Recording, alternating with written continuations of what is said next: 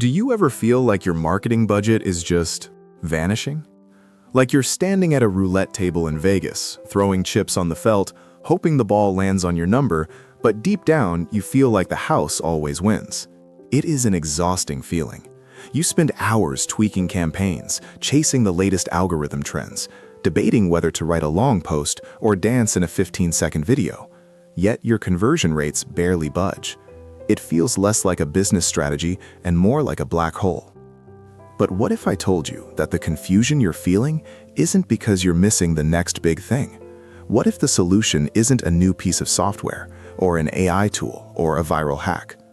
The truth is, the answer has been sitting on a shelf for over 100 years. Welcome to The Last Read, where we turn books into wisdom for your life. Today, we are stripping away the modern noise to look at a thin, dense volume written in 1923 by a man named Claude Hopkins. The book is called Scientific Advertising. Hopkins didn't view advertising as a creative risk or a gamble. He believed advertising had fixed principles, just like engineering or gravity. And his argument was simple. Once you know the laws, you stop guessing. To understand these laws, you have to understand the man. If you brushed your teeth this morning, you have Claude Hopkins to thank for it. In the early 1900s, barely anyone in America brushed their teeth. When Hopkins was hired to market a new toothpaste called Pepsodent, he didn't just write catchy slogans, he analyzed the data. He found a scientific hook, the film on your teeth. He taught people to run their tongues over their teeth to feel it and promised Pepsodent would clear it away. The result? Before Hopkins, only 7% of the US population brushed their teeth. A decade later, 65%. He didn't just build a brand, he changed human behavior. And he did it by adhering to a few immutable laws. The first law is the definition of the industry itself. Hopkins wrote, "Advertising is salesmanship." It sounds simple, but most of us get it wrong.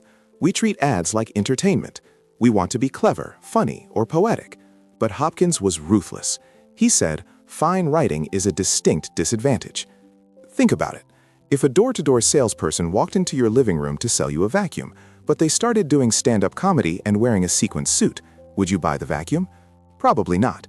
You'd be entertained, but you wouldn't trust them to clean your floors. Hopkins says when we try to be creative instead of effective, we are seeking applause, not sales. So if we aren't supposed to entertain, what should we do? This leads to the second law, offer service. Hopkins reminds us that the customer is selfish. They don't care about your company history or your profit margins. They care about themselves. Imagine a friend who only talks about themselves versus a friend who brings you soup when you're sick. Your advertising needs to be the friend with the soup. This is why Hopkins loved free samples and guides. When you offer a sample, you shift the dynamic. You stop being a beggar asking for money, and you become a benefactor offering a solution. But you can't just claim to be helpful, you have to prove it. This brings us to the third and perhaps most critical law, specificity. Hopkins has a line I love. Platitudes and generalities roll off the human understanding like water from a duck. If your ad says best quality or lowest prices, the customer's brain deletes it. It's noise. Everyone says it, so nobody believes it. To build trust, you need specific facts. When Hopkins wrote ads for Palmolive shaving soap, he didn't say rich lather. He went to the lab and came back with multiplies itself in lather 250 times. He didn't say we worked hard. He said we made 130 formulas to find the right one.